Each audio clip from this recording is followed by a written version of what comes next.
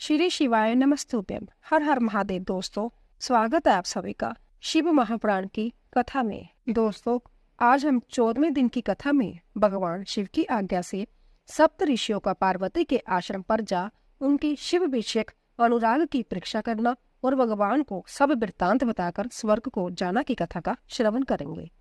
ब्रह्मा जी कहते हैं, देवताओं के अपने आश्रम में चले जाने पर पार्वती के तप की परीक्षा के लिए भगवान शंकर समाधिस्थ हो गए। वह संभय अपने आप में अपने ही प्रातः पर स्वस्थ, माया रहित तथा उपद्रव शून्य स्वरूप का चिंतन करने लगे। उस देह वस्तु के रूप में साक्षात भगवान महेश्वर ही विराजमान है। उनकी गति का किसी को ज्ञान नहीं होता। वह भगवान वृषध्वज ही सबके सृष्टा परमेश्वर है। तात उन दिनों पार्वती देवी बड़ी भारी तपस्या करी थी। उस तपस्या से रुद्रदेव भी बड़े विस्मय में पड़ गए। बक्ता दिन होने के कारण ही वह समाधि से विचलित हो गए और किसी कारण से नहीं। तदंतर सृष्टिकर्ता हर ने वशिष्ठ आदि सप्तऋषियों का स्मरण किया। उनके स्मरण करते ही वह सातों ऋषि शीघ्र ही वहां आ पहुंचे। उनके मुख पर प्रसन्नता छा रही थी तथा वह सबके सब अपने सौभाग्य की अधिक सराहना कर रहे थे। उन्हें आया देख भगवान शिव के नेत्र प्रसन्नता से प्रफुल्लित कमल के समान खिल उठे और वह हंसते हुए बोले, तात सप्तऋषियों, तुम सब लोग मेरे हितकारी तथा संपूर्ण वस्तु के ज्ञान में निपुण हो। अंत्य शीघ्र ही मेरी बात सुनो। गिरिजा कुमारी देवेश्वरी पार्वती इस समय सुतीर्चित हो गौरी शिखर नामक पर्वत पर तपस्या कर रही है। मुझे पति रूप प्राप्त करना ही उनकी तपस्या का उद्देश्य है। द्विजो, इस समय केवल सखियां उनकी सेवा में है। मेरे सिवा दूसरी समस्त कामनाओं का परित्याग करके वह एक उत्तम निश्चय पर पहुंच चुकी है। मुनिवरों, तुम सब लोग मेरी आज्ञा से वहां जाओ और प्रेमपूर्ण हृदय से उनकी दृढ़ता की परीक्षा करो। वहां तुम्हें सर्वथा शल युक्त बातें कहनी चाहिए। उत्तम व्रतधारी महर्षि, मेरी आज्ञा से ऐसा करना है, इसीलिए तुम्हें संशय नहीं करना चाहिए। भगवान शंकर की जय आज्ञा पाकर वह सातों ऋषि तुरंत ही उस स्थान पर जा पहुंचे जहाँ दीप्तिमती जगमाता पार्वती विराजमान थी। सप्त ऋषियों ने वहां शिवा को तपस्या की मूर्तिमती दूसरी सिद्धि के समान देखा। उनका तेज महान था। वह अपने उत्तम तेज से प्रकाशित हो रही थी। उन उत्तम व्रतधारी सप्त ऋषियों ने उन्हें मन ही मन प्रणाम किया और उनके द्वारा विशेषतः पूजित हो वह मस्तक झुकाए इस प्रकार बोले। ऋषि ने कहा, देवी गिरजा नंदनी, हमारी यह बात सुनो। हम जानना चाहते हैं कि तुम किस लिए तपस्या कर रही हो तथा इसके द्वारा किस देवता को और किस फल को पाना चाहती हो।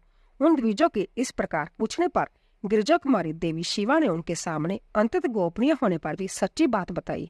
पार्वती बोली, मुनीश्वरों, आप लोग प्रसन्नता पूर्ण हृदय से मेरी बात सुनो।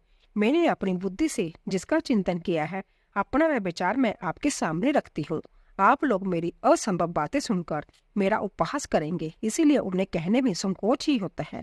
तथापि मैं कहती हूँ, क्या करूँ, मेरा यह मन अंततः दृढ़ता पूर्वक एक उत्कृष्ट कर्म के अनुष्ठान में लगा है और ऐसा करने के लिए विवश हो गया है। जय पानी के ऊपर बहुत बड़ी और ऊंची दीवार खड़ी करना चाहता है। देव ऋषि का उपदेश पाकर मैं, भगवान रुद्र मेरे पति हो, इस मनोरथ को मन में लिए अंततः कठोर तप कर रही हूँ। मेरा मन रूपी पक्षी बिना पंख के ही हठ पूर्वक आकाश में उड़ रहा है। मेरे स्वामी करुणा निदान भगवान शंकर ही उसके इस आशा की पूर्ति कर सकते हैं। पार्वती का जय वचन सुनकर वह मुनि हंस पड़े और गिरिजा का स्मरण करते हुए प्रसन्नता पूर्वक छल युक्त मिथ्या वचन बोले। ऋषि ने कहा, गिरिजा नंदनी, देव ऋषि नारद व्यर्थ ही अपने को पंडित मानते हैं। उनके मन में क्रूरता भरी रहती है। आप समझदार होकर भी क्या उनके चरित्र को नहीं जानती? नारद छल कपट की बातें करते हैं और दूसरों के चित्त को मुंह में डालकर मथ डालते हैं। उनकी बातें सुनने से सर्वथा हानि ही होती है। ब्रह्मपुत्र दक्ष के पुत्रों की नारद ने जो छलपूर्ण उपदेश दिया है, उसका फल ये हुआ कि वह सब के सब अपने पिता के घर लौटकर न आ सके। यही हाल उन्होंने दक्ष के दूसरे पुत्रों का भी किया। वह भी उनके चक्कर में आकर भिखारी बन गए। विद्याधर चित्रकेतु को इन्होंने ऐसा उपदेश दिया कि उसका घर ही उजड़ गया। प्रहलाद को अपना चेला बनाकर इन्होंने हिरण्यकशिपु से बड़े बड़े दुख दिलवाए। जय सदा दूसरों की बुद्धि में वेद पैदा किया करते हैं। नारद मुनि कानों को पसंद आने वाली अपनी विद्या जिसको सुना देते हैं, वही अपना घर छोड़कर तत्काल भीख मांगने लगता है। उनका मन मलिन है, केवल शरीर ही सदा उज्जवल दिखाई देता है। हम उन्हें विशेष रूप से जानते हैं क्योंकि उनके साथ रहते हैं। उनका उपदेश पाकर बड़े बड़े विद्वानों द्वारा सम्मानित होने वाली तुम भी व्यर्थ ही बुलावे में आ गई और मूर्ख बनकर दुष्कर तपस्या करने लगी। बाले, तुम जिनके लिए जब बारी तपस्या कर रही हो वह रुद्र सदा उदासीन, निर्विकार तथा काम के शत्रु है। इसमें संशय नहीं। वह अमंगलिक वस्तु से युक्त शरीर धारण करते हैं, लज्जा को तिलांजलि दे चुके हैं। उनका ना कहीं घर है न द्वार है। वह किस कुल में उत्पन्न हुए हैं इसका भी किसी को पता नहीं। कुतिस्थ वेश धारण किए भूत तथा प्रेत आदि के साथ रहते हैं और नंग दड़ंग हो शूल धारण किया घूमते हैं। द्रुत नारद ने अपनी माया से तुम्हारे सारे विज्ञान को नष्ट कर दिया है, जुक्ति से तुम्हें मोह लिया और तुमसे तप करवाया। देवेश्वरी गिरिजानंदिनी, तुम ही विचार करो कि ऐसे वर को पाकर तुम्हें क्या सुख मिलेगा। पहले रुद्र ने बुद्धि से खूब सोच विचार कर साध्वी सती से विवाह किया, परंतु वे ऐसे मूढ़ है कि कुछ दिन बाद भी उनके साथ निभा न सके। उस बेचारी को वैसे ही दोष देकर उन्होंने त्याग दिया और संभ्या स्वतंत्र हो अपने निष्कल और शोक रहित स्वरूप का त्याग करते हुए उसी में सुखपूर्वक रम गई। देवी, जो सदा अकेले रहने वाले, शांत, संग्रहित और अद्वितीय है, उनके साथ किसी स्त्री का निर्वाह कैसे होगा। आज भी कुछ नहीं बिगड़ा है। तुम हमारी आज्ञा मानकर घर लौट चलो और इस दुर्बुद्धि को त्याग दो। महाभाग्य, इससे तुम्हारा भला ही होगा। तुम्हारे योग्य वर है भगवान विष्णु, जो समस्त सद्गुणों से युक्त है। वे बैकुंठ में रहते हैं, लक्ष्मी के स्वामी है और नाना प्रकार की क्रीड़ाएं करने में कुशल है। उनके साथ हम तुम्हारा विवाह करा देंगे और वह विवाह तुम्हारे लिए समस्त सुखों को देने वाला होगा। पार्वती, तुम्हारा जो रुद्र के साथ विवाह करने का हठ है, ऐसे हठ को छोड़ दो और सुखी हो जाओ। ब्रह्मा जी कहते हैं, नारद, उनकी ऐसी बात सुनकर जगदम्बिका पार्वती हंस पड़ी और पुण्य और ज्ञान विशारद मुनि से बोली। पार्वती ने कहा, मुनीश्वरों, आपने अपनी समझ से ठीक ही कहा है, परंतु द्विजो, मेरा हठ भी छूटने वाला नहीं है। मेरा शरीर पर्वत से उत्पन्न होने के कारण मुझ में स्वाभाविक कठोरता विद्यमान है। अपनी बुद्धि से ऐसा विचार कर आप लोग मुझे तपस्या से रोकने का कष्ट न करें। देव ऋषि का उपदेश वाक्य मेरे लिए परम हितकारक है, इसीलिए मैं उसे कभी नहीं छोड़ूंगी। वेदवेत्ता भी यह जानते हैं कि गुरुजनों का वचन हितकारक होता है, गुरुओं का वचन सत्य होता है। ऐसा जिनका दृढ़ विचार है, उन्हें यहलोक और परलोक में परम सुख की प्राप्ति होती है और दुख कभी नहीं होता। गुरुओं का वचन सत्य होता है। जय विचार जिनके हृदय में नहीं है, उन्हें यहलोक और परलोक भी दुख ही प्राप्त होता है, सुख कभी नहीं मिलता। अंतः द्विजो, गुरुओं के वचन का कभी किसी तरह भी त्याग नहीं करना चाहिए। मेरा घर बसे या उजड़ जाए, मुझे तो जय हठ ही सदा सुख देने वाला है। मुनिवरों, आपने जो बातें कही है, मैं उनका आपके कहे हुए तात्पर्य से भिन्न अर्थ समझती हूँ और उनका जो संक्षेप से विवेचन प्रस्तुत करती हूँ। आपने जो ठीक कहा है कि भगवान विष्णु सद्गुणों के दाम तथा लीला बिहारी है, साथ ही आपने सदाशिव को निर्गुण कहा है। इसमें जो कारण है वह बताया जाता है। भगवान शिव साक्षात परम ब्रह्म है अथवा निर्विकार है। वह केवल भक्तों के लिए शरीर धारण करते हैं, फिर भी लौकिक प्रभुता को दिखाना नहीं चाहते। अंत्य परमहंसों की जो प्रिय गति है उसी को वह धारण करते हैं, क्योंकि वह भगवान शंभु परम आनंदमय है, इसीलिए अवधूत रूप से रहते हैं। माया लिप्त जीवों को ही भूषण आदि की रुचि होती है, ब्रह्मा को नहीं। वह प्रभु गुणातीत, अजन्मा, माया रहित, अलक्ष्य गति और विराट है।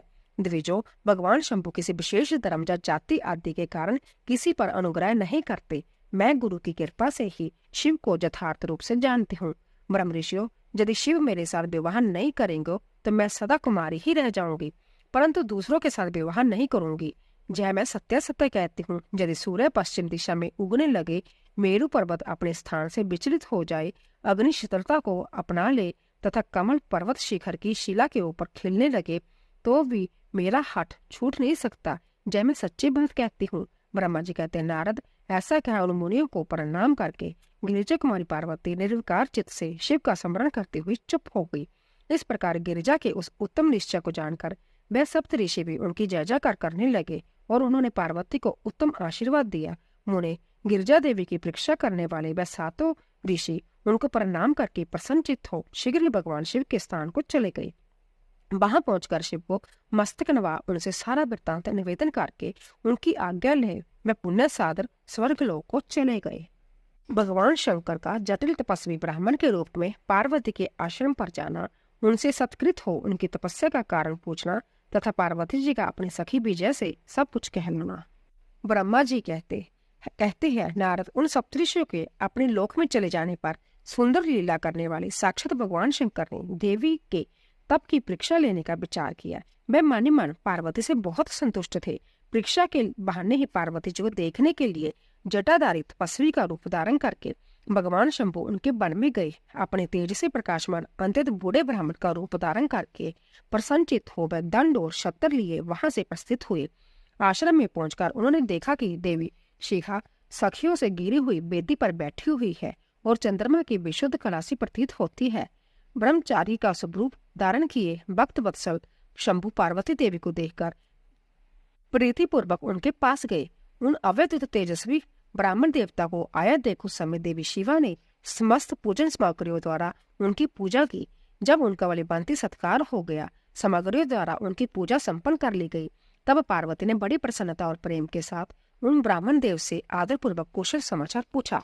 पार्वती बोली, ब्रह्मचारी का स्वरूप धारण करके आए हुए आप कौन है और कहाँ से पधारे हैं? वेद वेताओं में श्रेष्ठ हे विप्रर, आप अपने तेज से इस वन को प्रकाशित कर रहे हैं। मेरे जो कुछ पूछा है उसे बतलाइए। ब्राह्मण ने कहा, मैं इच्छा अनुसार विचरने वाला वृद्ध ब्राह्मण हूँ, पवित्र बुद्धि, तपस्वी, दूसरों को सुख देने वाला और परोपकारी हूँ, इसमें संशय नहीं। तुम कौन हो? किसकी पुत्री हो? इस निर्जन वन में किस लिए ऐसी तपस्या कर रही हो जो पंजे के बल पर खड़े हो? तप करने वाली मुनियों के लिए भी दुर्लभ है। तुम न बालिका हो न वृद्धा ही हो, सुंदरी तरुणी जान पड़ती हो, फिर किस लिए पति के बिना इस वन में आकर कठोर तपस्या करती हो? बद्रे, क्या तुम किसी तपस्वी की सचारणी तपस्विनी हो? देवी, क्या वह तपस्वी तुम्हारा पालन पोषण नहीं करता जो तुम्हें छोड़कर अन्यंतर चला गया? बोलो तुम किसके कुल में उत्पन्न हुई हो? तुम्हारे पिता कौन है और तुम्हारा नाम क्या है? तुम महासौभाग्य स्वरूपा जान पड़ती हो, तुम्हारा तपस्या में अनुराग व्यर्थ है। क्या तुम वेद माता गायत्री हो, लक्ष्मी हो, अथवा क्या सुंदर रूप वाली सरस्वती हो? इन तीनों में तुम कौन हो? यह मैं अनुमान से निश्चय नहीं कर पाता। पार्वती बोली, हे विप्रर, ना तो मैं वेद माता गायत्री हूँ, ना लक्ष्मी हूँ, ना सरस्वती हूँ। इस समय मैं हिमाचल की पुत्री हूँ और मेरा नाम है पार्वती। पूर्व काल में इसमें पहले मैं जन्म में प्रजापति दक्ष की पुत्री थी। उस समय मेरा नाम सती था। एक दिन पिता ने मेरे पति की निंदा की, जिससे कुपित हो मैंने जोग के द्वारा शरीर को त्याग दिया। इस जन्म में भी भगवान शिव मुझे मिल गए थे, परंतु भाग्यवश काम को भस्म करके वह मुझे भी छोड़कर चले गए। ब्राह्मण ब्राह्मण शंकर जी के चले जाने पर मैं बृहद ताप से उद्विग्न हो उठी और तपस्या के लिए दृढ़ निश्चय करके पिता के घर से जहाँ गंगा जी के तट पर चली आई, जहाँ दीर्घ काल तक कठोर तपस्या करके भी मैं अपने परम बल्लभ को न पा सकी, इसीलिए अग्नि में प्रवेश कर जाना चाहती थी। इतने में ही आपको आया देख मैं क्षण भर के लिए ठहर गई। अब आप जाइए, मैं अग्नि में प्रवेश करूंगी, क्योंकि भगवान शिव ने मुझे स्वीकार नहीं किया, किंतु जहाँ जहाँ मैं जन्म लूंगी वहाँ शिव का ही पति रूप में वर्ण करूंगी। ब्रह्मा जी कहते, नारद, ऐसा कहकर पार्वती उन ब्राह्मण देवता के सामने ही अग्नि में समा गई, जबकि ब्राह्मण देव सामने से उन्हें बार बार ऐसा करने से रोक रहे थे। अग्नि में प्रवेश करते हुए पर्वत राजकुमारी पार्वती की तपस्या के प्रभाव से वह आग उसी क्षण चंदन पंख के समान शीतल हो गई। क्षण भर उस आग के भीतर रहकर जब पार्वती आकाश में ऊपर की ओर उठने लगी, तब ब्राह्मण रूपधारी शिव ने सहसा हंसते हुए उनसे पुण्य पूछा, ओ बद्रे, तुम्हारा तप क्या है? जब कुछ भी मेरी समझ में नहीं आया। इधर अग्नि से तुम्हारा शरीर नहीं जला, जय तो तपस्या की सफलता सूचक है, परंतु अब तक तुम्हें अपना मनोरथ प्राप्त नहीं हुआ है, इससे उसकी विफलता प्रकट होती है। अंत देवी, सबको आनंद देने वाले मुझ श्रेष्ठ ब्राह्मण के सामने तुम अपने अविष्ट मनोरथ को सच सच बताओ। ब्रह्मा जी कहते हैं, नारद, ब्राह्मण के इस प्रकार पूछने पर उत्तम व्रत का पालन करने वाली अंबिका ने अपनी सखी को उत्तर देने के लिए प्रेरित किया। पार्वती से प्रेरित हो उनकी विजय नामक प्राण प्यारी सखी ने, जो उत्तम व्रत को जानने वाली थी, जटाधारी तपस्वी से कहा। सखी बोली, साधो, तुमसे पार्वती के उत्तम चरित्र का और इनकी तपस्या के समस्त कारणों का वर्णन करती हूँ। आप सुनना चाहते हो तो सुनिए। मेरी सखी गिरिजालाल हिमाचल की पुत्री है, जय पार्वती और काली नाम से विख्यात है तथा माता मेनका की कन्या है। अब तक किसी ने इनके साथ विवाह नहीं किया। जय भगवान शिव के सिवा दूसरे किसी को चाहती भी नहीं। उन्हीं के लिए 3000 वर्षों से तपस्या कर रही है। भगवान शिव की प्राप्ति के लिए ही मेरी इन सखी ने ऐसा तप प्रारंभ किया है। हे विप्रर, इसमें जो कारण है उसे बताती हूँ, सुनिए। जय पर्वता राजकुमारी ब्रह्मा, विष्णु तथा इंद्र आदि देवताओं को भी छोड़कर केवल पिनाक पानी भगवान शंकर को ही पति रूप में प्राप्त करना चाहती है और नारद जी के आदेश से यह कठोर तपस्या कर रही है। हे द्विज श्रेष्ठ, आपने जो कुछ पूछा है उसके अनुसार मैंने प्रसन्नता पूर्वक अपनी सखी का मनोरथ बता दिया। अब आप और क्या सुनना चाहते हो? ब्रह्मा जी कहते हैं, नारद, विजय का जय यथार्थ वचन सुनकर जटाधारी तपस्वी रुद्र हंसते हुए बोले, सखी ने जय कुछ कहा है उसमें मुझे परिहास का अनुमान होता है। यदि यह सब ठीक हो तो पार्वती देवी अपने मुंह से कहे। जटिल ब्राह्मण के इस प्रकार कहने पर पार्वती देवी अपने मुंह से ही यूं कहने लगी। पार्वती बोली, जटाधारी ब्राह्मण, मेरा सारा वृत्तांत सुनिए। मेरी सखी ने जो कुछ कहा है वह ज्यों का त्यों सत्य है, उसमें असत्य कुछ भी नहीं है। मैं मन वाणी और क्रिया द्वारा सत्य ही कहती हूँ, असत्य नहीं। मेरे साक्षात पति बाप से भगवान शंकर का ही वर्णन किया है। यद्यपि जानती हूँ वह दुर्लभ वस्तु भला मुझे कैसे प्राप्त हो सकती है, तथापि मन की उत्कंठा से विवश हो मैं तपस्या कर रही हूँ। ब्राह्मण से ऐसी बात कहकर पार्वती देवी उस समय चुप हो गई। तब उनकी यह बात सुनकर ब्राह्मण ने कहा, ब्राह्मण बोले, इस समय तक मेरे मन में यह जानने की प्रबल इच्छा थी कि यह देवी किस दुर्लभ वस्तु को चाहती है जिसके लिए ऐसा महान तप कर रही है, किंतु देवी तुम्हारे मुखार बिंद से सब कुछ सुनकर उस अविष्ट वस्तु को जान लेने के बाद अब मैं जहाँ से जा रहा हूँ, तुम्हारी जैसी इच्छा हो वैसा करो। यदि तुम मुझसे ना कहती तो मित्रता निष्फल होती। अब जैसा तुम्हारा कार्य है वैसा ही उसका परिणाम होगा। जब तुम्हें इसी में सुख है तब मुझे कुछ नहीं कहना। वहां ऐसी बात कहकर ब्राह्मण ने ज्यों ही जाने का विचार किया त्यों ही पार्वती देवी ने प्रणाम करके उनसे इस प्रकार कहा। पार्वती बोली, हे ब्राह्मण, आप क्यों जाएंगे? ठहरिए और मेरे हित की बात बताइए। पार्वती के ऐसा कहने पर दंडधारी ब्राह्मण देवता रुक गए और इस प्रकार बोले, देवी, यदि मेरी बात सुनने का मन है और मुझे भक्ति भाव से ठहरा रही हो तो मैं वह सब तत्व बता रहा हूँ जिससे तुम्हें हिताहित का ज्ञान हो जाएगा। महादेव जी के प्रति मेरे मन में गौरव बुद्धि है, अंतः मैं उनको सब प्रकार से जानता हूँ, तो भी यथार्थ बात कहता हूँ, तुम सावधान होकर सुनो।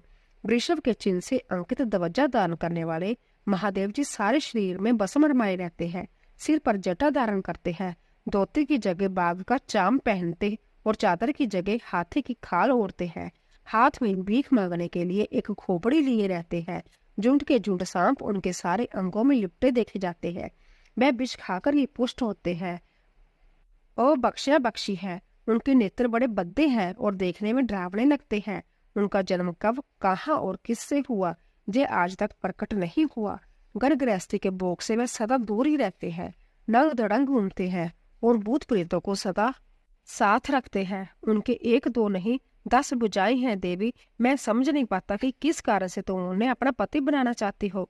तुम्हारा ज्ञान कहाँ चला गया? इस बात को आज सोच विचार कर मुझे बताओ। दक्ष ने अपने जग में अपनी ही पुत्री सती को केवल यही सोचकर नहीं बुलाया था कि वह कपालधारी भिक्षक की भार्या है। इतना ही नहीं, उन्होंने जग में बाग देने के लिए सब देवताओं को बुलाया, किंतु शंभु को छोड़ दिया। सती उसी अपमान के कारण अंतत क्रोध से व्याकुल हो उठी।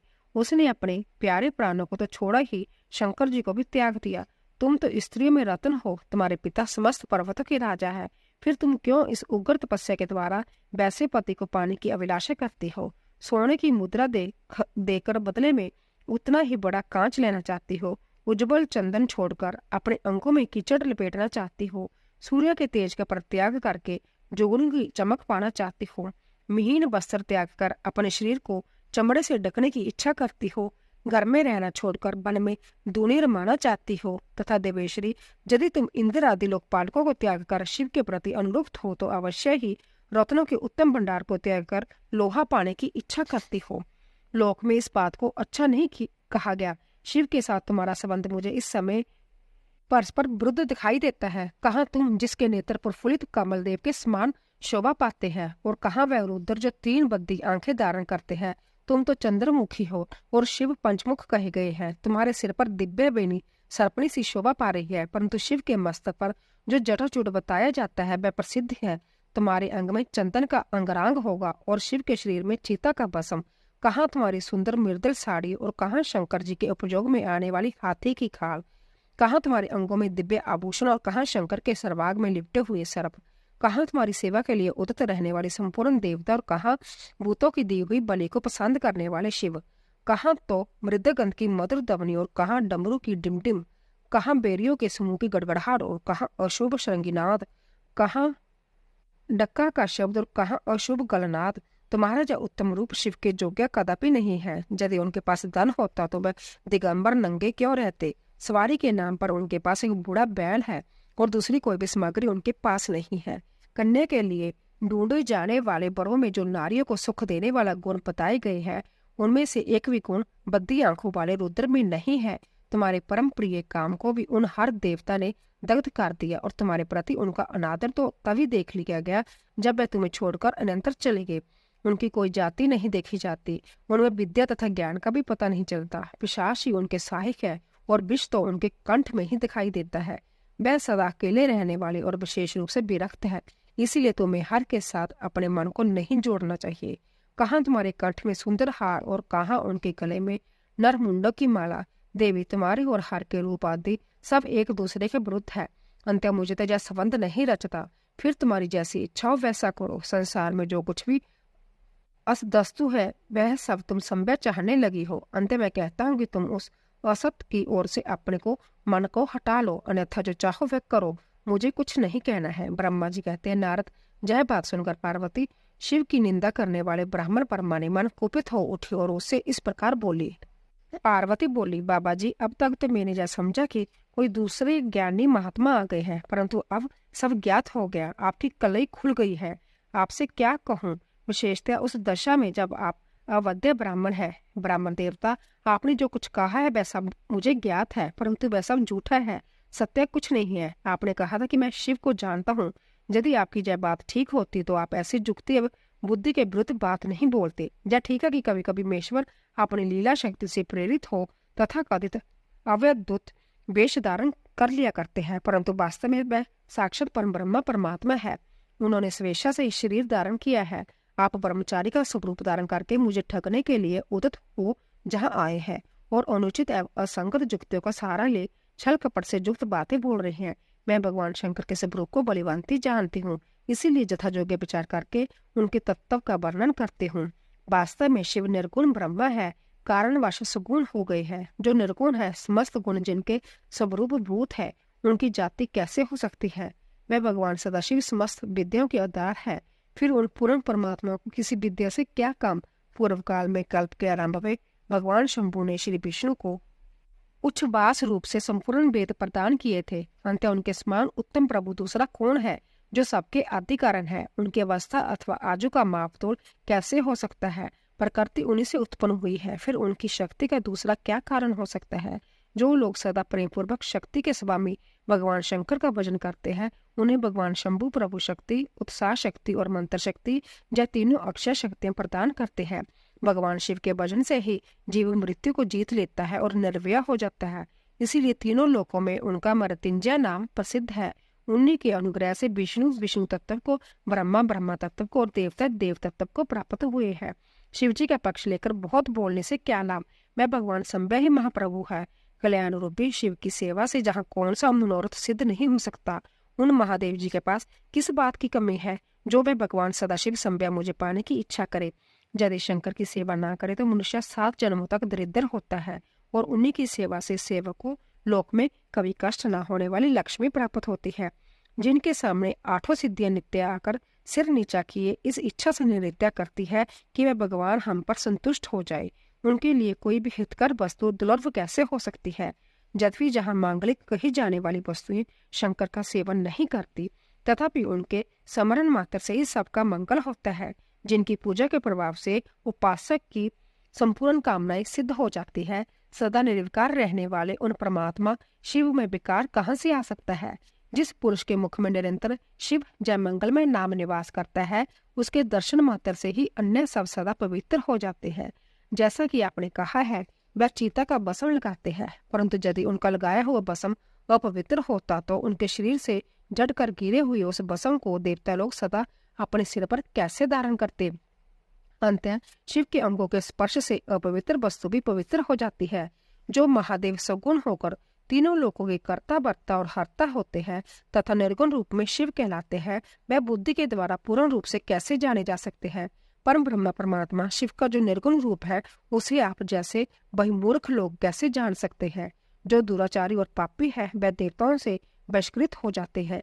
ऐसे लोग निर्गुण शिव के तत्व को नहीं जानते। जो पुरुष तत्व को न जानने के कारण जहाँ शिव की निंदा करता है, उसके जन्म भर का सारा संचित पुण्य भस्म हो जाता है। आपने जो जहाँ अमित तेजस्वी महादेव जी की निंदा की है और मैंने जो आपकी पूजा की है, उससे मुझे पाप की बागनी होना पड़ा। शिवद्रोही को देखकर वस्त्र सहित स्नान करना चाहिए। शिवद्रोही का दर्शन हो जाने पर प्रायश्चित करना चाहिए। इतना कहकर पार्वती जी उस ब्राह्मण पर अधिक रुष्ट होकर बोली, अरे रे दुष्ट, तूने कहा था कि मैं शंकर को जानता हूँ, परंतु निश्चय तूने उन सनातन शिव को नहीं जाना है। भगवान रुद्र को तो तू जैसा कहता है वे वैसा ही क्यों ना हो, उनके जैसे भी बहुसंख्यक रूप क्यों ना हो, सतपुरुषों के प्रियतम नित्य निर्विकार वह भगवान शिव ही मेरे अविष्टतम देव है। ब्रह्मा और विष्णु भी कभी उन महात्मा हर के समान नहीं हो सकते। फिर दूसरे देवताओं की तो बात ही क्या है, क्योंकि वह सदैव काल के अधीन है। इस प्रकार अपनी शुद्ध बुद्धि से तत्व विचार कर मैं शिव के लिए वन में आकर बड़ी भारी तपस्या कर रही हूँ। वह भक्त वत्सल सर्वेश्वर शिव ही हम सबके परमेश्वर है। दिनों पर अनुग्रह करने वाले उन महादेव को ही प्राप्त करने की मेरी इच्छा है।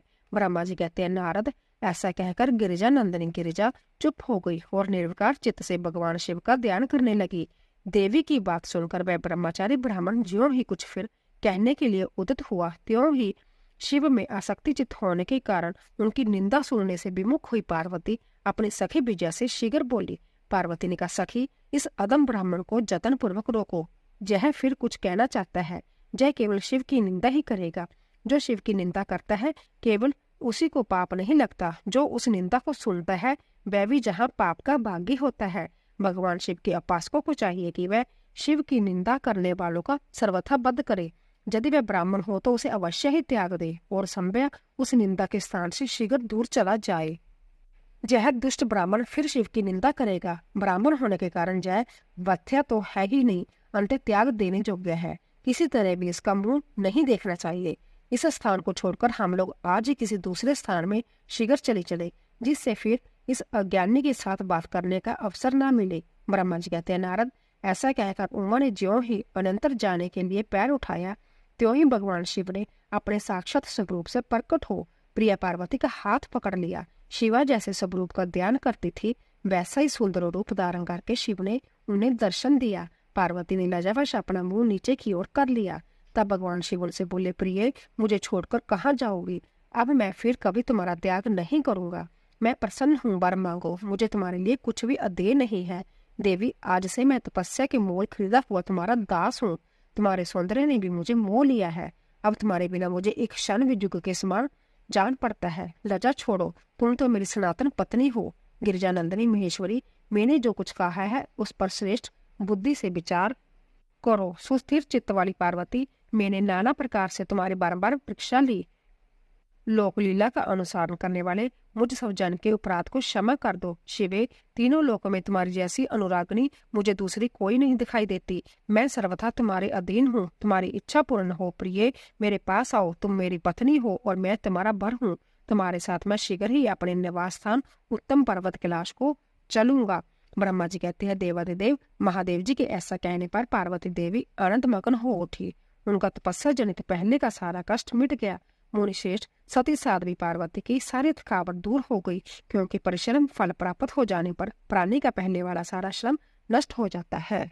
शिव और पार्वती की बातचीत। शिव का पार्वती के अनुरोध को स्वीकार करना। ब्रह्मा जी कहते हैं, नारद, परमात्मा हर की जय बात सुनकर उनके आनंददायी रूप का दर्शन पाकर पार्वती को बड़ा हर्ष हुआ। उनका मुख प्रसन्नता से खिल उठा। वह बहुत सुख का अनुभव करने लगे। फिर उन महासाध्वी शिवा ने अपने पास ही खड़े हुए भगवान शिव से कहा। पार्वती बोली, देवेश्वर, आप मेरे स्वामी हो प्रभु। पूर्व काल में आपने जिसके लिए हर्ष पूर्वक दक्ष के जग का विनाश किया था, उसे क्यों बुला दिया था? वह ही आप है और वही मैं हूँ। हे देवेश्वर, इस समय मैं तारकासुर से दुख पाने वाले देवताओं के कार्य की सिद्धि के लिए रानी मीना के गर्भ से उत्पन्न हुई हूँ। देवेश, यदि आप प्रसन्न हैं और यदि मुझ पर कृपा करते हो तो मेरे पति हो जाइए। ईशान प्रभु, मेरी यह बात मान लीजिए। आपकी आज्ञा लेकर मैं पिता के घर जाती हूँ। अब आप अपने विवाह रूप परम उत्तम विशुद्ध जश को स्वतंत्र विखायित कीजिए। नाथ प्रभु, आप तो लीला करने में कुशल है। अंत मेरे पिता हिमवान के पास चलिए और जाचक बनकर उनसे मेरी जांचना कीजिए। लोक में मेरे पिता के जश को फैलाते हुए आपको ऐसा ही करना चाहिए। इस तरह आप मेरे संपूर्ण गृहस्थ आश्रम को सफल बनाइए। जब आप प्रसन्नता पूर्वक ऋषियों से मेरे पिता को सब बातों की जानकारी कराएंगे, तब मेरे पिता अपने भाई बंधु के साथ आपकी आज्ञा का पालन करेंगे, इसमें संदेह नहीं। जब मैं पहले प्रजापति दक्ष की कन्या थी और मेरे पिता ने आपके हाथ में मेरा हाथ दिया, उस समय आपने शास्त्रोक्त विधि से विवाह का कार्य पूरा नहीं किया। मेरे पिता दक्ष ने ग्रहों की पूजा नहीं की। अंत उस विवाह में ग्रह पूजन विषयक बड़ी बारिश त्रुटि रह गई थी। इसीलिए प्रभु महादेव, अब की बार देवताओं के कार्य की सिद्धि के लिए आप शास्त्रोक्त विधि से विवाह कार्य का संपादन करें। विवाह की जैसी रीति है उसका पालन आपको अवश्य करना चाहिए। मेरे पिता हिमवान को यह अच्छी तरह ज्ञात हो जाना चाहिए कि मेरी पुत्री ने शुभ कारक तपस्या की है। पार्वती की ऐसी बात सुनकर भगवान सदाशिव बड़े प्रसन्न हुए और उनसे हंसते हुए प्रेम पूर्वक बोले। शिव ने कहा, देवी महेश्वरी, मेरी यह उत्तम बात सुनो। यह उचित मंगलकारक और निर्दोष है, इसे सुनकर वैसा ही करो। वरना ने ब्रह्मा आदि जितने भी प्राणी है वह सब अनित्य है। भामनी, यह सब जो कुछ दिखाई देता है इसे नश्वर समझो। मैं निर्गुण परमात्मा ही गुणों से युक्त हो एक से अनेक हो गया हूँ, जो अपने प्रकाश से प्रकाशित होता हूँ। वही परमात्मा मैं दूसरे के प्रकाश से प्रकाशित होने वाला हो गया। देवी, मैं स्वतंत्र हूँ, परंतु तुमने मुझे परतंत्र बना दिया। समस्त कर्मों को करने वाली प्रकृति एवं महामाया तुम ही हो। जय संपूर्ण जगत माया में ही रचा है। मुझे सर्व आत्मा परमात्मा ने अपनी उत्तम बुद्धि के द्वारा इसे धारण मात्र कर रखा है। सर्वत्र परमात्मा भाव रखने वाले सर्व आत्मा पुण्यवानों ने इसे अपने भीतर सींचा है तथा यह तीनों गुणों से अविष्टित है। देवी, वर वर्णनी कौन मुख्य ग्रह है, कौन से ऋतु समूह है अथवा कौन दूसरे उपग्रह है, इस समय तुमने शिव के लिए क्या कहा है, किस कर्तव्य का विधान किया है। गुण और कार्य के भेद से हम दोनों ने इस जगत में भक्त बतलता के कारण भक्तों को सुख देने हेतु अवतार ग्रहण किया है। तुम ही रज सतम तुम त्रिगुणात्मिका सूक्ष्म प्रकृति हो, सदा व्यापार कुशल सगुणा और निर्गुणा भी हो। सुमध्य मैं जहाँ संपूर्ण भूतों का आत्मा निर्विकार एवं निरीह हूँ। भगत की इच्छा से मैंने शरीर धारण किया है। शैलजय, मैं तुम्हारे पिता हिमालय के पास नहीं जा सकता तथा भिक्षुक होकर किसी तरह तुम्हारी उनसे जांचना भी नहीं कर सकता।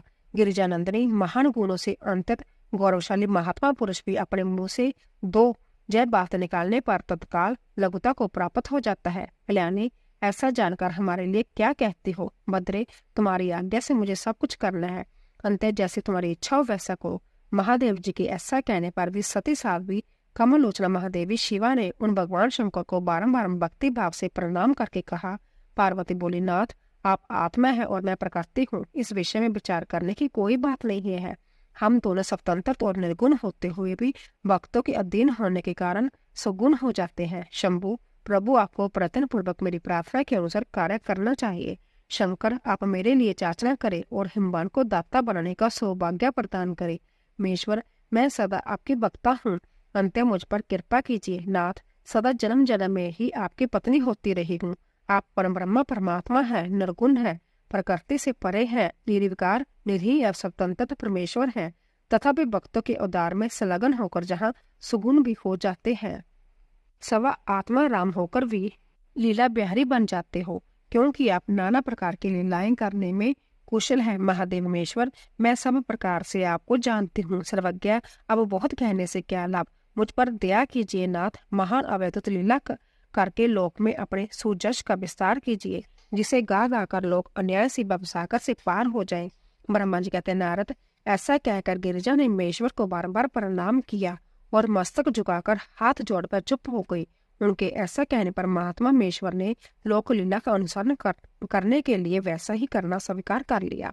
पार्वती ने जो कुछ कहा था उसी को प्रसन्नता पूर्वक करने के लिए उदित होकर वह हंसने लगा। तदंतर हर्ष भरे हुए शंभु अंतर्धान हो कैलाश को चले गए। उस समय काली के वीर्य से उनका चित्त उन्हीं की ओर सिंच गया। कैलाश पर जाकर परम आनंद में निमग्न हो महेश्वर ने अपने नंदी आदि गणों से वह सारा वृत्तांत कह सुनाया। वह भैरव आदि सभी गण भी वह सब समाचार सुनकर अंततः सुखी हो गए और महान उत्सव करने लगे। नारद, उस समय वहां महान मंगल होने लगा, सबके दुख नष्ट हो गए तथा रुद्रदेव को भी पूर्ण आनंद प्राप्त हुआ। पार्वती का पिता के घर में सत्कार, महादेव जी की नट लीला का चमत्कार, उनका मैना आदि से पार्वती को मांगना और माता पिता के इनकार करने पर अंतर्धान हो जाना। ब्रह्मा जी कहते हैं, नारद, भगवान शंकर के अपने स्थान को चले जाने पर सखियों सहित पार्वती भी अपने रूप की सफल करके महादेव जी का नाम लेती हुई पिताजी के घर चली आई। पार्वती का आगमन सुनकर मैना और हिमाचल दिव्य रथ पर आरूढ़ हो हर्ष से विहल होकर उनकी अगवानी के लिए चले। पुरोहित, प्रवासी, अनेकानेक सखियां तथा अन्य सब संबंधी भी आ पहुंचे। पार्वती के सारे भाई मेनका आदि बड़े हर्ष के साथ जय जयकार करते हुए उन्हें घर ले आने के लिए गए। इसी बीच में पार्वती अपने नगर के निकट आ गई। नगर में प्रवेश करते समय शिवा देवी ने माता पिता को देखा, जो अंततः प्रसन्न और हर्ष से विहलचित होकर दौड़े चले आ रहे थे। उन्हें देखकर हर्ष से भरी हुई काली ने सखियों से प्रणाम किया। माता पिता ने पूर्ण रूप से आशीर्वाद दे पुत्री को छाती से लगा लिया और वो मेरे बच्चे ऐसा कहकर प्रेम से विह्वल हो रोने लगे। फिर अपने घर की दूसरी स्त्रियां तथा बापियों ने भी बड़ी प्रसन्नता के साथ प्रेम पूर्वक उन्हें भुजाओं में भरकर बेंटा। देवी, तुमने अपने कुल का उद्धार करने वाले उत्तम कार्य को अच्छी तरह सिद्ध किया है। तुम्हारे सदाचारण से हम सब लोग पवित्र हो गए। ऐसा कहकर सब लोग हर्ष के साथ पार्वती की पूरी प्रशंसा करते हुए उन्हें प्रणाम करने लगे। लोगों ने चंदन और सुंदर फूलों से शिवा देवी का आनंद पूजन किया। उस अवसर पर विमान पर बैठे हुए देवताओं ने पार्वती को नमस्कार करके उन पर फूलों की वर्षा करते हुए स्तुति की। नारद, उस समय तुम्हें भी एक सुंदर रथ पर बिठाकर ब्राह्मण आदि सब लोग नगर में ले गए। फिर ब्राह्मणों, सखियों तथा दूसरी स्त्रियों ने बड़े आदर के साथ शिवा का घर के भीतर प्रवेश कराया। स्त्रियों ने उनके ऊपर बहुत सी वस्तुएं निशावर की। ब्राह्मणों ने आशीर्वाद दिए। मुनीश्वर पिता हिमवान और माता मेनका को बड़ी प्रसन्नता हुई। उन्होंने अपने गृहस्थ आश्रम को सफल माना और यह अनुभव किया कि कुपुत्र की अपेक्षा सुपुत्री ही श्रेष्ठ है। गिरिजा ने ब्राह्मणों और बंदीजनों को धन दिया और ब्राह्मणों से मंगल पाठ करवाया। मुने इस प्रकार पार्वती के साथ हर्ष भरे माता पिता, भाई तथा बुझाइयां भी घर के आंगन में प्रसन्नता पूर्वक बैठी। तदंतर हिमवान प्रसन्नचित से सबका आदर सत्कार करके गंगा स्नान के लिए गए। इसी बीच में सुंदर लीला करने वाले भक्त वत्सल भगवान शंभु एक अच्छा नाचने वाला नट बनकर मेनका के पास गए। उन्होंने बाएं हाथ में सींग और दाहिने हाथ में डमरू ले रखा था। पीठ पर कथली रख छोड़ी थी। लाल वस्त्र पहने वह भगवान रुद्र नाच और गान में अपनी निपुणता का परिचय दे रहे थे। सुंदर नट का रूप धारण किए हुए भगवान शिव ने मेनका के पास बैठी हुई स्त्रियों को टोली के समीप सुंदर नृत्य किया और अंत्यत मनोहर नाना प्रकार के गीत गाए। उन्होंने वहां सुंदर ध्वनि करने वाले श्रृंग और डमरू को भी बजाया तथा नाना प्रकार की बड़ी मनोहारिणी लीला की। नटराज की उस लीला को देखने के लिए नगर के सभी स्त्री, पुरुष एवं बालक और वृद्ध भी सहसा वहां आ पहुंचे। उन्होंने उस सब मधुर गीत को सुनकर और उस मनोहर उत्तम नृत्य को देखकर वहां आए हुए सब लोग तत्काल मोहित हो गए। मैना भी मोही गई। उधर पार्वती ने भी अपने हृदय में भगवान शंकर का साक्षात दर्शन किया। वह त्रिशूल आदि चिन्ह धारण किए अंतत सुंदर दिखाई देते थे। उनका सारा अंग विभूति से विभूषित था। वह हड्डियों की माला से अलंकृत थे। उनका मुख सूर्य, चंद्र एवं अग्नि रूप 3 नेत्रों से उदासित था। उन्होंने नाग का जगोपवीत धारण किया था। उनके उस सुरम्य रूप को देखकर दुर्गा प्रेमावेश में मूर्छित हो गई। गौरव वर्ण विभूषित दीन बंधु दया सिंधु और सर्वथा मनोहर मेश्वर पार्वती से कह रहे थे कि वर मांगो। अपने हृदय में विराजमान महादेव जी को इस रूप में देखकर पार्वती देवी ने उन्हें प्रणाम किया और मानी मन जय वर मांगा कि आप मेरे पति हो जाइए। प्रीति युक्त हृदय से शिव को वैसा कल्याणकारी वर देकर वह पुण्य अंतर्धान हो गए और वहां पूर्वतः भिक्षा मांगने वाला नट बनकर उत्तम नृत्य करने लगे। उस समय मैना सोने की थाली में रखे हुए बहुत से सुंदर रत्न ले उन्हें प्रसन्नता पूर्वक देने के लिए गई। उनका वह ऐश्वर्य देखकर भगवान शंकर मन मन बड़े प्रसन्न हुए, परंतु उन्होंने उन रत्नों को स्वीकार नहीं किया। वह भिक्षा में उनकी पुत्री शिवा को ही मांगने लगे और पुण्य कौतिकवश सुंदर नृत्य एवं गान करने को उद्यत हुए। मैना उस भिक्षुक नट की बात सुनकर अंतत कुपित हो उठी और उसे डांटने फटकारने लगी। उनके मन में उसे बाहर निकाल देने की इच्छा हुई। इसी बीच में गिरिजाराज हिमवान गंगा जी से नहाकर लौट आए। उन्होंने अपने सामने उस नराकार भिक्षुक को आंगन में खड़ा देखा। मैना के मुख से सारी बातें सुनकर उनको भी बड़ा क्रोध हुआ। उन्होंने अपने सेवकों को आज्ञा दी कि इस नट को बाहर निकाल दो। मुनि श्रेष्ठ व नटराज विशालकाय अग्नि की भांति अपने उत्तम तेज से प्रज्वलित हो रहे थे। उन्हें छूना भी कठिन था, इसलिए कोई भी उन्हें बाहर ना निकाल सका। तात फिर तो नाना प्रकार की लीलाओं में विशारद उन भिक्षु शिरोमणि ने शैलराज को अपने अनंत प्रभाव दिखाना आरंभ किया। हिमवान ने देखा कि भिक्षु ने वहां तत्काल ही भगवान विष्णु का रूप धारण कर लिया। उनके मस्तक पर किरीट, कानों में कुंडल और शरीर पर पीत वस्त्र शोभा पाते थे। उनकी 4 भुजाएं थी। हिमवान ने पूजा के समय गदाधारी श्री हरि को जो जो पुष्प आदि चढ़ाए थे वह सब उन्होंने भिक्षु के शरीर और मस्तक पर देखे। फिर गिरिजा ने उन भिक्षु शिरोमणि मणि को जगत सृष्टा चतुर्मुख ब्रह्मा के रूप में देखा। उनके शरीर का वर्ण लाल था और वह वैदिक सूक्त का पाठ कर रहे थे। तदंतर शैलराज ने उन कौतुककारी नटराज को एक क्षण में जगत के नेत्र रूप सूर्य के आकार में देखा। तात इसके बाद वह महान अवैधत रुद्र के रूप में दिखाई दिए। उनके साथ देवी पार्वती भी थी। वह उत्तम तेज से संपन्न रमणीय रुद्र धीरे धीरे हंस रहे थे। फिर वह केवल तेजमय रूप में दृष्टिगोचर हुए। उनका वह स्वरूप निराकार, निरंजन, उपाधि शून्य, निरीह एवं अंतत अवैधत था। इस प्रकार हिमवान ने उनके बहुत से रूप देखे। इस शिव ने बड़ा विस्मय हुआ कि और वह तुरंत ही परम आनंद में निमग्न हो गए। तदंतर सुंदर लीला करने वाले उन भिक्षु शिरोमणि ने हिमवान और मीना से दुर्गा को ही भिक्षा के रूप में मांगा, दूसरी कोई वस्तु ग्रहण नहीं की। परंतु शिव की माया से मोहित होने के कारण शैलराज ने उनकी उस प्रार्थना को स्वीकार नहीं किया। फिर भिक्षु ने कोई वस्तु नहीं ली और वह वहां से अंतर्धान हो गए। तब मैना और शैलराज को उत्तम ज्ञान हुआ और वह सोचने लगे, भगवान शिव हमें अपनी माया से छलकर अपने स्थान को चले गए। यह विचार कर उन दोनों की भगवान शिव में पराभक्ति हुई, जो महान मोक्ष की प्राप्ति कराने वाली है, दिव्य तथा संपूर्ण आनंद प्रदान करने वाली है। देवताओं के अनुरोध से वैष्णव ब्राह्मण के वेश में शिव जी का हिमवान के घर जाना और शिव की निंदा करके पार्वती का विवाह उनके साथ न करने को कहना। ब्रह्मा जी कहते हैं, नारद, मैना और हिमवान की भगवान शिव के प्रति उच्च कोटि की अनन्य भक्ति देख इंद्र आदि सब देवता परस्पर विचार करने लगे। तदंतर गुरु बृहस्पति और ब्रह्मा जी की सम्मति के अनुसार सभी मुख्य देवताओं ने शिव जी के पास जाकर उनको प्रणाम किया और वह हाथ जोड़कर उनकी स्तुति करने लगे। देवता बोले, देवादिदेव महादेव, करुणाकर शंकर, हम आपकी शरण में आए हैं, कृपा कीजिए। आपको नमस्कार है स्वामी। आप भक्त वत्सल होने के कारण सदा भक्तों के कार्य सिद्ध करते हैं, दिनों का उद्धार करने वाले और दया के सिंधु हैं तथा भक्तों को विपत्तियों से छुड़ाने वाले हैं।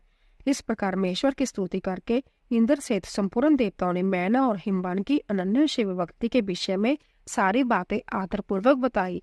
देवताओं की जब बात सुनकर मेश्वर ने उनकी प्रार्थना स्वीकार कर ली और हंसते हुए उन्हें आश्वासन देकर विदा किया। तब सब देवता अपने कार्य सिद्ध हुआ मानकर भगवान सदाशिव की प्रशंसा करते हुए शीघ्र अपने घर को लौटकर प्रसन्नता का अनुभव करने लगे। तदंतर भक्त वत्सल मेश्वर भगवान शंभु, जो माया के स्वामी है, निर्विकार चित्त से शैलराज के जहाँ गए। उस समय गिरिजाराज हिमवान सभा भवन में बंधु वर्ग से घिरे हुए पार्वती सहित प्रसन्नता पूर्वक बैठे थे।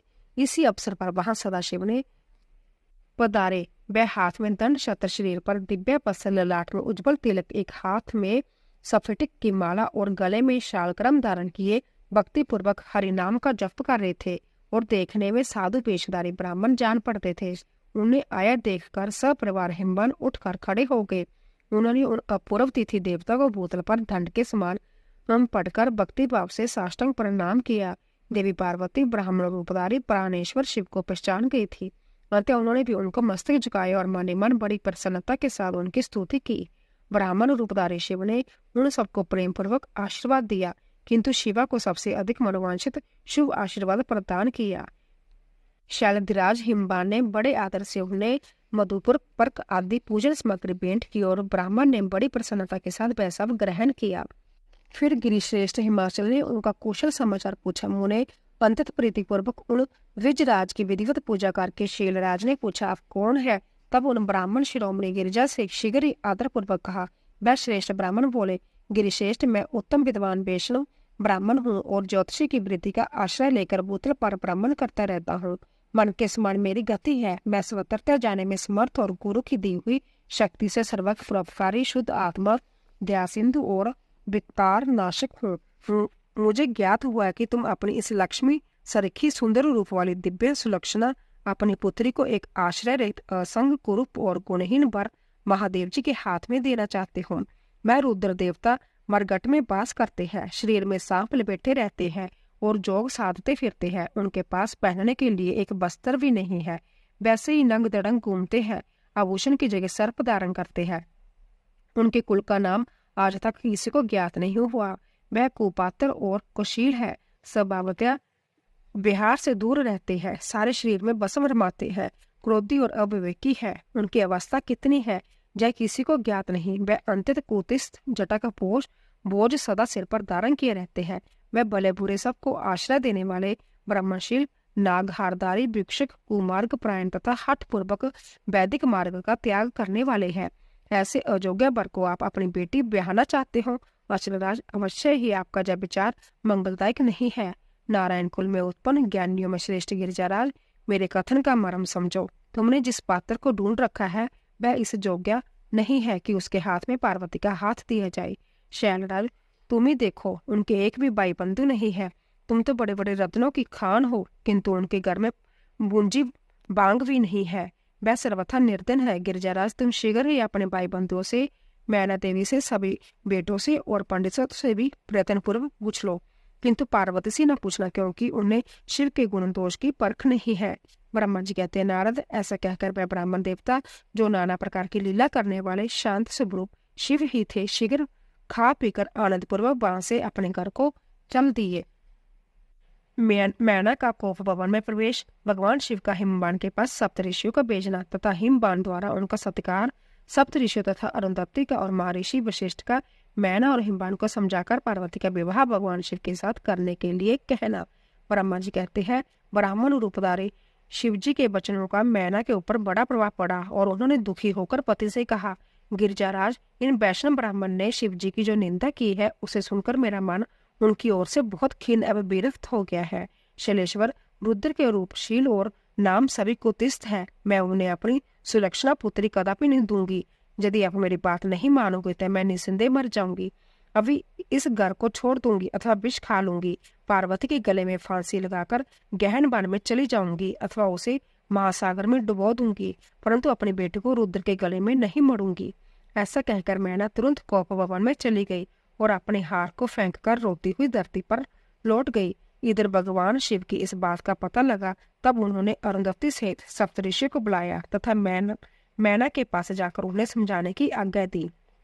शिव जी का आदेश प्राप्त कर भगवान शिव को नमस्कार करके वह दिव्या ऋषि आकाश मार्ग से उस स्थान को चल दिए जहाँ हिमबान की नगरी थी। उस दिव्यापुरी को देखकर उन सप्तऋषियों को बड़ा विस्मय हुआ। वह हिमाचलपुरी की प्रशंसा करते हुए सब ऐश्वर्य से बड़े बुरे हिमबान के घर जा पहुंचे। उन सूर्य तुल्य तेजस्वी सातों ऋषि को दूर से आकाश के रास्ते आते देख हिमबान को बड़ा विस्मय हुआ। वह बोले, जैसे 7 सूर्य तुल्य तेजस्वी मुनि मेरे पास आ रहे हैं, मुझे प्रयत्न पूर्वक इस समय इनकी पूजा करनी चाहिए। सबको सुख देने वाले हम गृहस्थ लोग धन्य हैं, जिनके घर पर ऐसे महात्मा पधारते हैं। ब्रह्मा जी कहते हैं, इसी समय वह मुनि आकाश से उतरकर पृथ्वी पर खड़े हो गए। उन्हें सामने देख हिमबान बड़े आदर के साथ आगे बढ़े और हाथ जोड़ मस्तक झुकाकर उन सप्तऋषियों को प्रणाम करने के पश्चात उन्होंने बड़े सम्मान के साथ उन सब की पूजा की तथा उन्हें आगे करके कहा, मेरा गृहस्थ आश्रम आज धन्य हो गया।